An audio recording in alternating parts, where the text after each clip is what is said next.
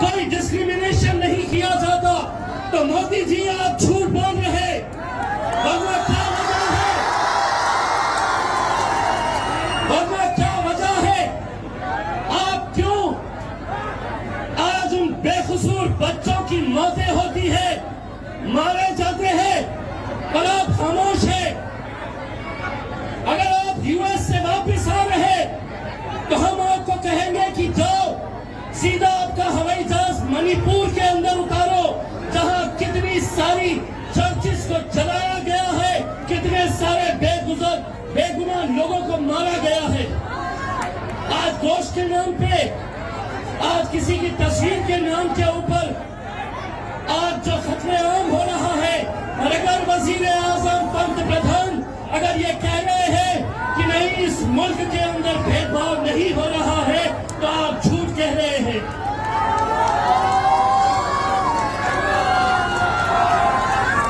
दूसरी बात, कल हमारा जलसा हुआ, यहां से बुंडाना जिले के मलकापुर के अंदर ये जलसा हुआ। खामोश बैठिए, अगर नहीं सुन रहे तो बाहर चले जाइए। यहाँ पर असदुद्दीन अवैसी साहब आपके बीच में आपका शायद आया हुआ है। हम ये हुल्लड़बाजी देखने के लिए नहीं आए हैं, कुछ अहम बातों के ऊपर आपकी आंखें खोलने के लिए आए हैं यहाँ पर। कल हमारा मलकापुर के अंदर एक जलसा हुआ, अल्हम्दुलिल्लाह बेहिसाब लोग उस जलसे के अंदर शरीक हुए, लेकिन आज हमको ये खबर देखने को मिलती है कि उस जलसे के अंदर, उस जुलूस के अंदर मीडिया वालों ने खबर चलाई कि वहां पर अलग अलग तरह के नारे लगाए गए हैं। मैं उन मीडिया वालों की कड़ी निंदा यहां पर करता हूं।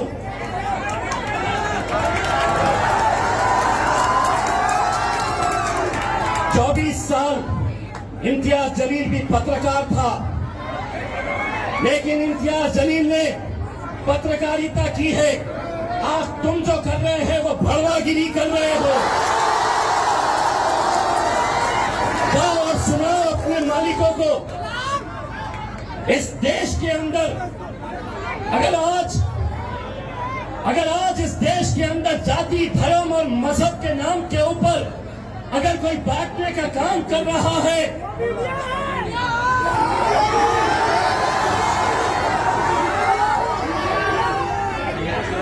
कौन कर रहा है ये काम?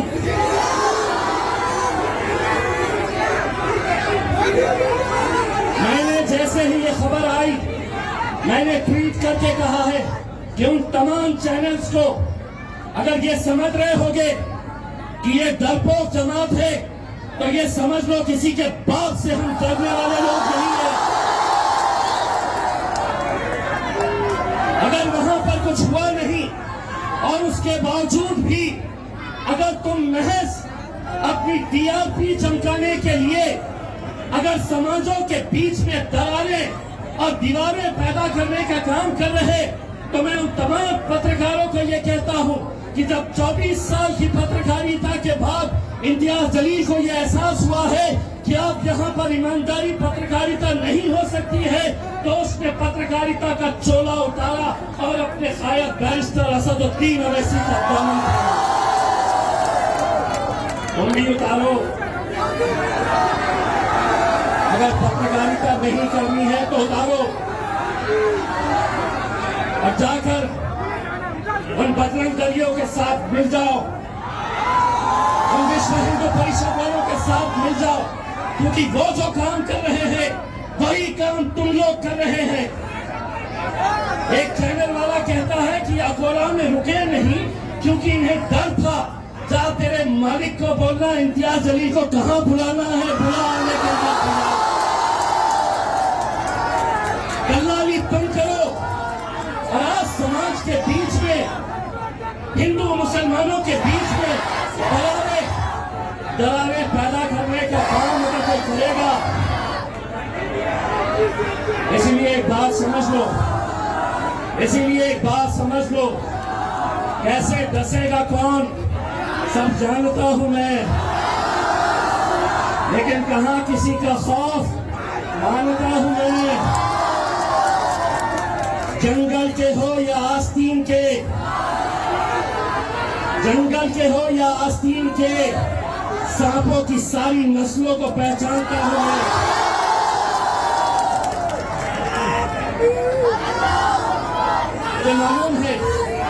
मुझे मालूम है इस मुल्क के अंदर दो एम है, दो एम। एक तो मीडिया और दूसरा वहां पे जाकर के झूठ पे झूठ, झूठ पे झूठ, झूठ पे झूठ। मोदी जी कभी एक मर्तबा अपनी जबान से ये बोलिए, ये हिम्मत रखिए बोलने की कि हाँ, इस देश के अंदर कुछ लोग जाति, धर्म और मजहब के नाम के ऊपर बंटवारा कर रहे हैं। वजीर आजम आप मेरे भी हैं। जब आप यूएस जाते हैं तो मुझे भी फख्र होता है। जब मेरा मुल्क तरक्की करता है तो मुझे भी फख्र होता है। लेकिन आज क्या ये सच्चाई नहीं है कि किसी के व्हाट्सएप स्टेटस के ऊपर किसी की जान ले लो, किसी को महज गोश है किसी की थैली के अंदर तो उसकी जान ले लो। क्या वो नौजवान लड़कों के माँ बाप, बेटे, भाई बहन, बच्चे नहीं है? और हम सिर्फ मुसलमानों की बात नहीं कर रहे। इस मुल्क के अंदर जहाँ जहाँ पर भी जिस किसी जाति, धर्म और मजहब के नौजवानों पर अगर जुल्म और सितम होगा, कोई खड़े रहे ना खड़े रहे, मेरा शायद बैरिस्टर असदुद्दीन तुम्हारे लिए आवाज उठा है। इसीलिए मेरे भाइयों, जब पार्लियामेंट के अंदर जब हम जाते हैं तो बैरिस्टर असदुद्दीन अवैसी साहब पहले अकेले हुआ करते थे। अब अल्हम्दुलिल्लाह अकेले नहीं है। अब इम्तियाज जलील उनका भाई और तुम्हारा भाई भी वहां पर जाकर बैठता है। अरे बनना है, कुछ करना है तो ऐसा बनो मेरे शायद के जैसा कि पार्लियामेंट के अंदर जब असद भाई की तकरीर होने की रहती है, हम तो सिर्फ 2 हैं, वो 300 है, तो वो मेरे पास आते हैं और पूछते हैं आज बोलेंगे क्या? मैं कहता हूं हाँ बोलेंगे। आज क्या बोलेंगे? मैं बोला आज फिर से तुम्हारी बजाएंगे। मेरे भाई, आज जिस दौर से हम गुजर रहे हैं, मैं तमाम नौजवानों से ये अपील करना चाहूंगा कि एक ऐसे मुश्किल दौर से हम गुजर रहे हैं जहां पर एक तरफ हुकूमत है, जहां पर एक तरफ सरकारें हैं, जहां पर एक तरफ पुलिस वाले हैं, जहां पर एक तरफ मीडिया वाले हैं। तुम्हारा अपना कोई नहीं है। इसीलिए आज ये हम सब की जिम्मेदारी होती है, अगर इस मुल्क के अंदर कौमी एकजहती बरकरार रखनी है, अगर इस मुल्क के अंदर अगर भाईचारगी अगर जिंदा रखनी है, वो तहजीब, वो हमारी संस्कृति जो पिछले 75 सालों से हमने जिसे समेट कर रखा है, आज महज क्या वजह है कि अचानक नए नए मुद्दे सामने आ जाते हैं। आज जब ये मामला निकला तो देवेंद्र फडणवीस साहब भारतीय जनता पार्टी के उप मुख्यमंत्री और गृह मंत्री ने ये कहा कि हम देखना चाहते हैं कि ये औरंगजेब की औलाद कौन है।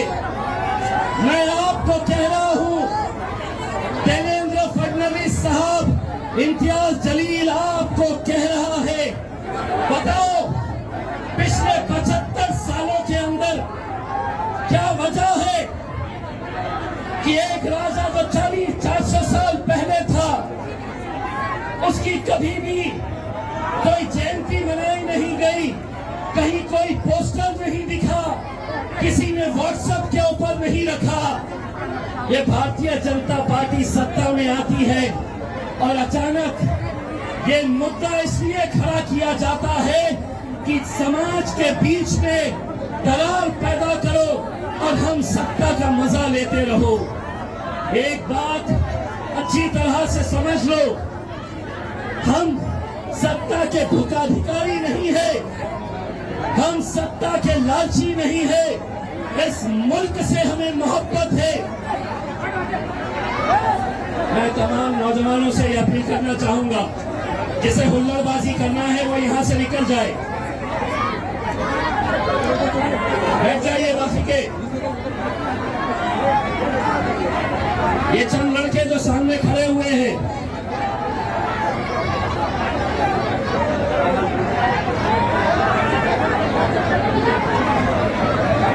एक दूसरे को बोलने की बजाय अगर बैठ गए तो ज्यादा बेहतर रहेगा।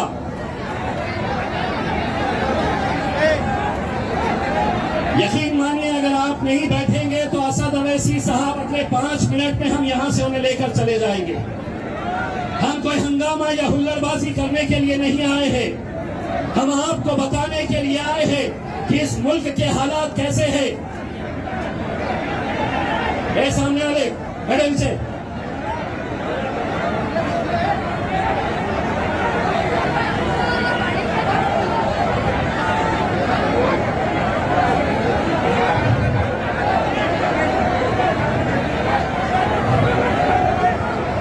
सफेद टोपी बेटा, तकलीफ है बैठने में, चलिए बैठिए, आप भी बैठिए।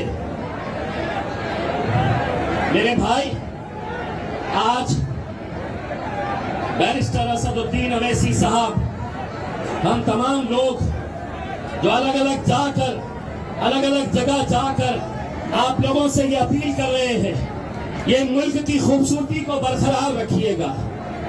मुझे मालूम है कि बहुत सारी साजिशें हो रही है, और वो साजिशें इसलिए हो रही है कि भारतीय जनता पार्टी चाहती है कि इस मुल्क के अंदर लाशें दिख जाए चलेगा, लेकिन हमारी सत्ता आनी चाहिए। लेकिन मैं यहाँ के हिंदू और मुसलमानों की तरफ से ये कहता हूँ कि मोदी जी, जो ऊपर जाता है उसे नीचे आना होता है, और 2024 के अंदर इंशाल्लाह तुम भी नीचे आओगे, क्योंकि इस मुल्क की खूबसूरती को अगर कोई बर्बाद करने की कोशिश करेगा, आज से महज 5 दिनों के बाद हम 2 अलग अलग त्योहार एक ही दिन मनाने वाले हैं। एक हमारे हिंदू भाइयों का आषाढ़ी एकादशी का त्योहार, जो किसानों के लिए, जो गांव के गरीबों के लिए बहुत बड़ा त्योहार होता है। उसी दिन बकरी ईद भी आने वाली है, उसी दिन हमारी एक और ईद आने वाली है। हम दोनों त्योहार एक साथ मिलकर मनाने वाले हैं। हमारी ये जिम्मेदारी है, हम ये अहद करें कि अगर ये त्योहार एक साथ मिलकर आएंगे, अमरावती की आवाम हमें ये वादा करे कि जितने हिंदू मुसलमान जितने त्योहार एक साथ मिलकर आएंगे, हम एक साथ मिलकर मनाएंगे और पूरे जोश के साथ मनाएंगे।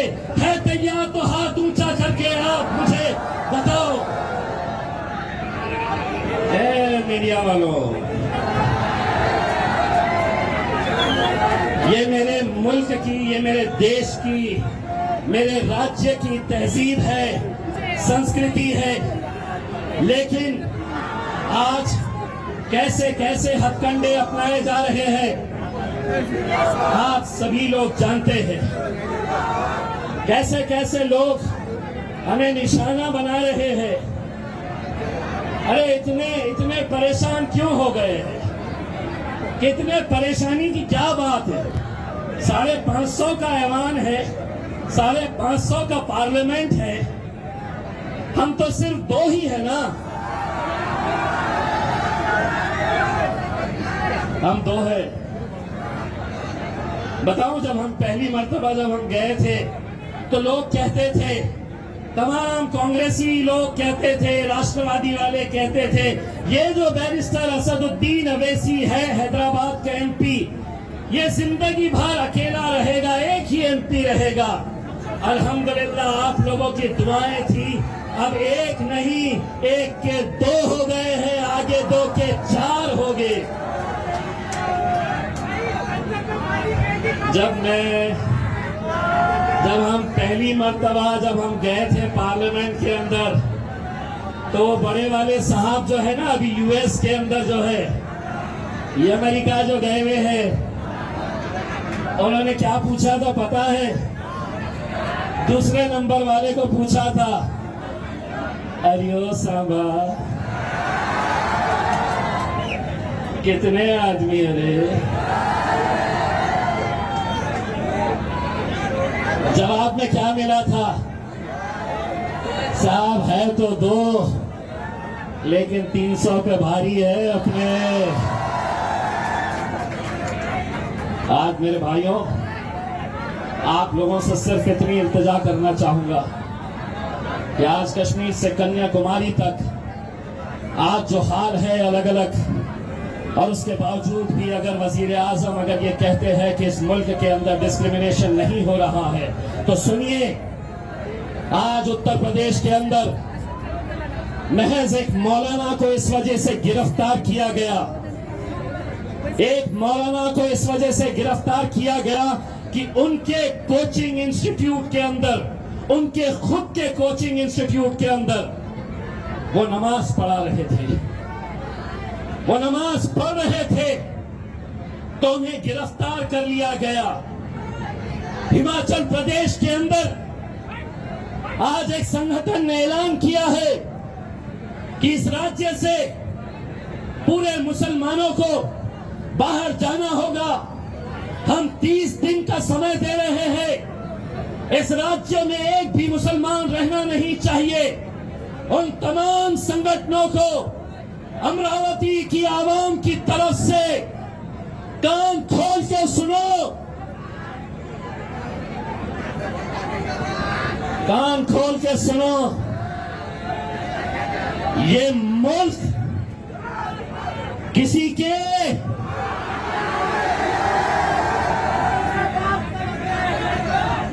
आधा मैं बोलूंगा, आधा तुमने बोलना, नहीं तो ये खड़े हैं ना, कल फिर लगा डालेंगे हमारा बाप निकाला। सुनो, आधा मैं बोलूंगा, और ये जो बोल रहा हूं, ये अमरावती के नौजवानों की तरफ से बोल रहा हूं, अमरावती के बुजुर्गों की तरफ से बोल रहा हूं, अमरावती की मेरी माएं और बहनों की तरफ से बोल रहा हूं, अमरावती के तमाम हिंदू, मुस्लिम, दलित, सिख, ईसाई, इन सब की तरफ से बोल रहा हूं। और छोटे मोटे जो प्यादे हैं, सिर्फ उनको नहीं बोल रहा हूं, बल्कि मोदी जी,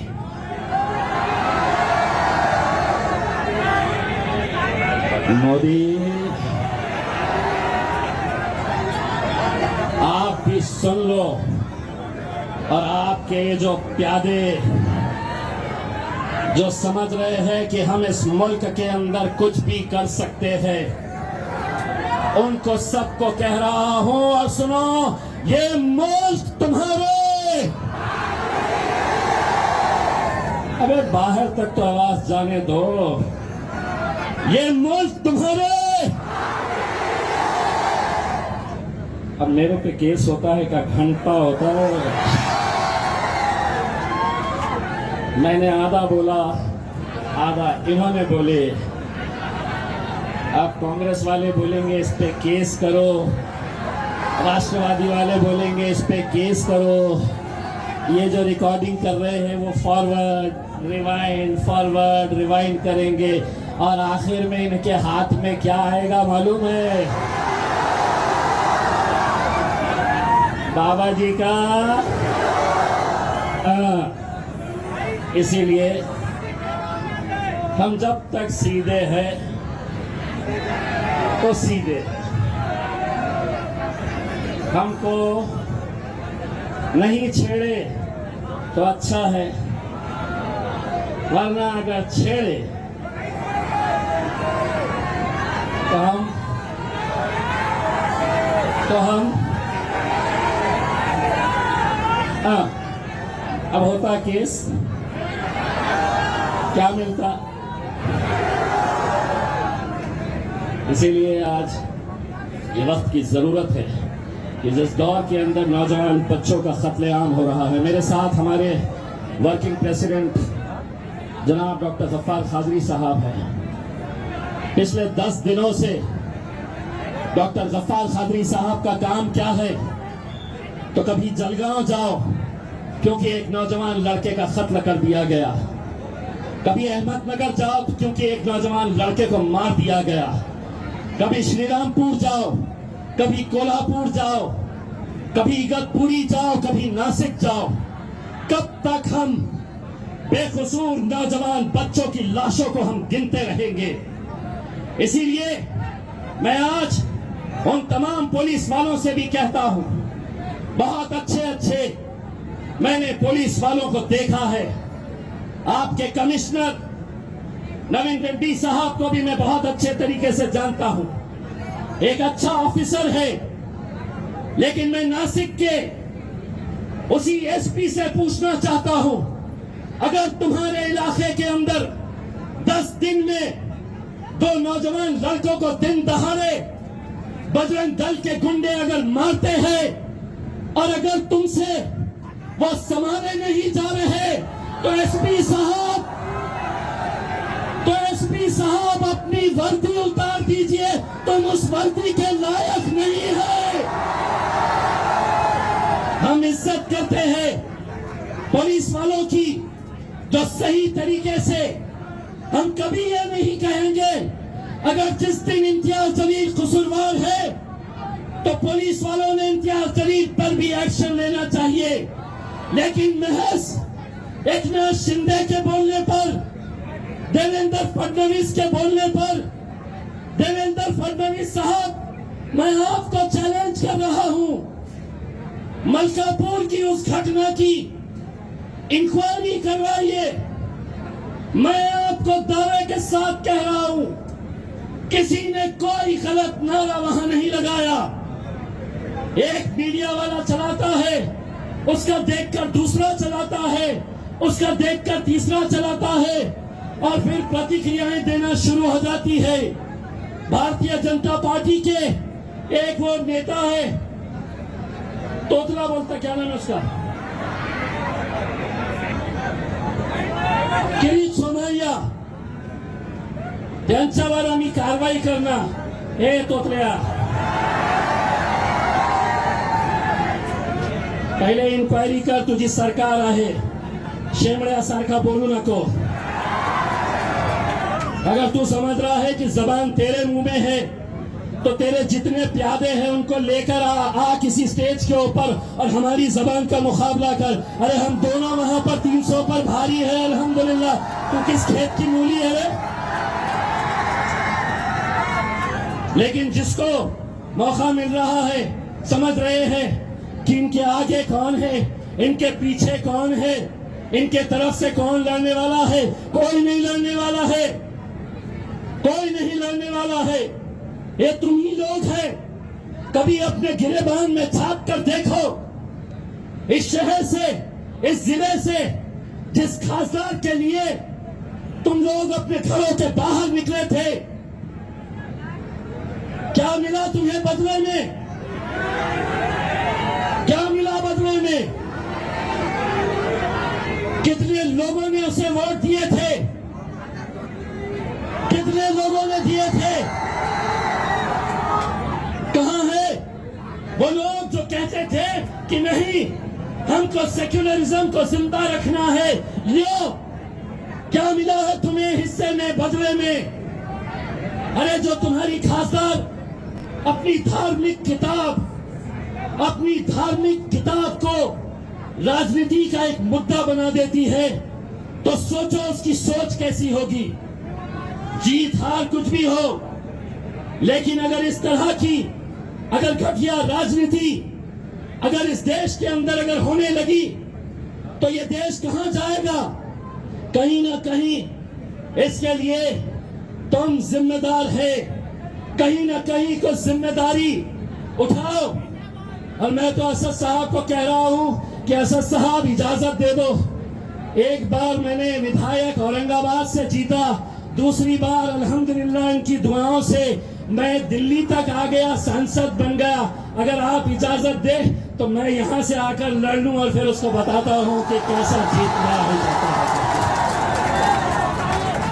आज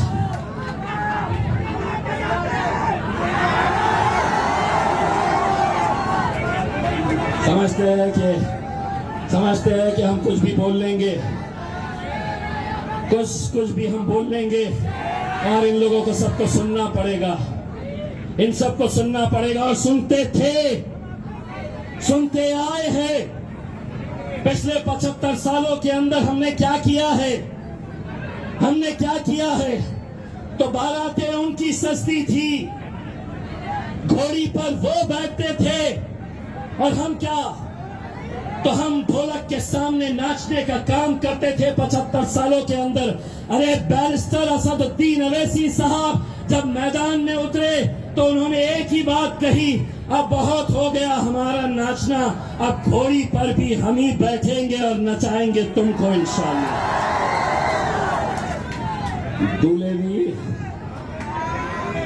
दूल्हे भी हम ही बनेंगे। बहुत हो चुका है। अरे गैरों की दावतों में, शादियों में नाचने का। अब इंशाअल्लाह यहीं से ही हमारा बंदा इंशाअल्लाह लोकसभा भी जाएगा, विधानसभा के अंदर भी जाएगा और अमरावती के अंदर इंशाअल्लाह मजलिस का झंडा भी लहराएंगे। अगर मेहनत करें तो क्या कुछ नहीं हो सकता है मेरे भाइयों, क्या कुछ नहीं हो सकता है। किसी ने सोचा नहीं था कि औरंगाबाद में 20 सालों से शिवसेना जीत कर आती थी। कौन किसको वोट देता था? तो कांग्रेस को देते थे। किसको वोट देते थे? तो कहते नहीं हम पवार साहब को वोट देते हैं। आखिर में जीत कर 20 साल से शिवसेना आती थी। असद साहब आए और असद साहब ने कहा हटो, अब हम बताएंगे तुम्हें जीता कैसे जाता है। और 20 साल के बाद उस शिवसेना वाले को घर में बिठाया और मजलिस के झंडे को वहां पर लहराया। अल्हम्दुलिल्लाह। अब बहुत तकलीफ है, पार्लियामेंट में जब जाते हैं तो कहते थे यार एक शेरवानी से बहुत परेशान थे, ये जो दूसरा आया है ये भी बहुत बोलता है। बोलेंगे इंशाअल्लाह, क्योंकि गूंगे, मुक्के और बहरों की जमात का नाम मजलिस नहीं है। इतने सालों से तुम बोलते थे, हम सुनते थे। आधा मैं बोलूंगा, आधा तुम बोलेंगे, बात यही खत्म करेंगे। इतने सालों से तुम बोलते थे, हम सुनते थे, अब हम बोलेंगे और तुम्हें माफ करना, मेरे से गलती हो गई। आगे क्या है? अब हम बोलेंगे और तुम्हारे,